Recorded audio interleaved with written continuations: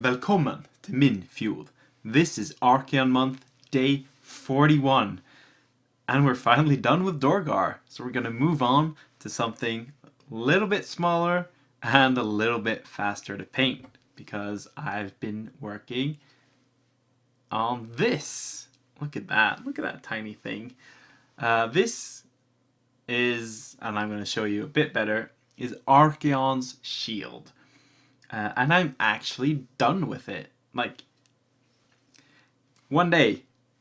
This took one day, and any little thing on Dhorgar took at least two. So I'm really happy to start working on smaller scale stuff again. But anyways, let's show you what it looks like. This is Archaon's shield. As you can see, I've painted it using the Citadel paint handle. Really nice tool for working on small projects like this. It just makes it so that you don't have to hold the actual model.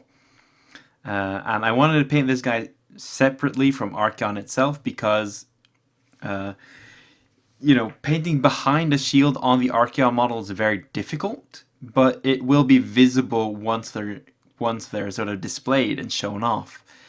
So that's just not an option. So this is the shield itself. As you can see, it's on a base, which is glued to one of the same kind of stick that I used to make the spikes on Dhorgar's base, and then literally just super glued to the back. Very simple. And this allows me to work in a lot of the detail on this shield. As you can see, it's a nice and classic black and gold scheme. That's what I want for my Archaon. That's what he's going to look like. The gold is pretty simple, really. It's not all that complicated. I don't want it to have the silver highlights that you usually see. Honestly, for me, that detracts a little bit from the gold. So it's a very simple scheme. But it's got a few extra details like the burning eyes in the shield and of course the Chaos God symbols on the bottom. In the official model, these are all like fiery symbols, the same that I painted on Dhorgar. But for Archaon's shield, I wanted them to be a little bit more magical because he's otherwise very subdued. And this would instantly tie him into Khorne and Tzeentch like himself, not just through Dhorgar.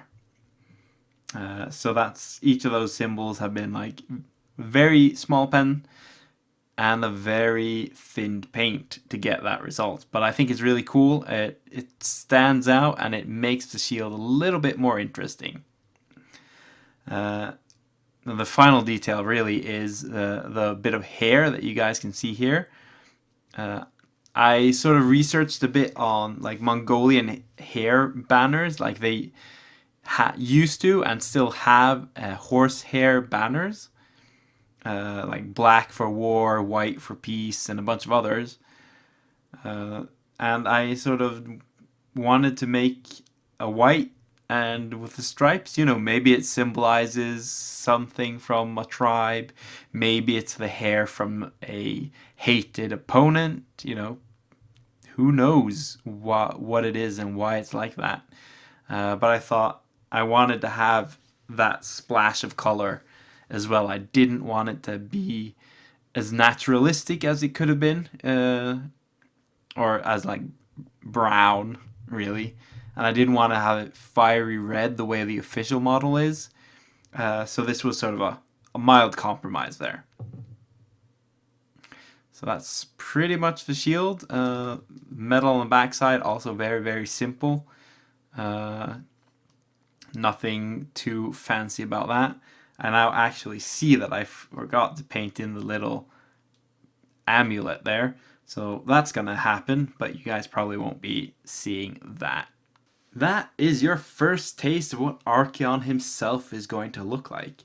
How great does it feel to just paint something small that I can actually finish in a day?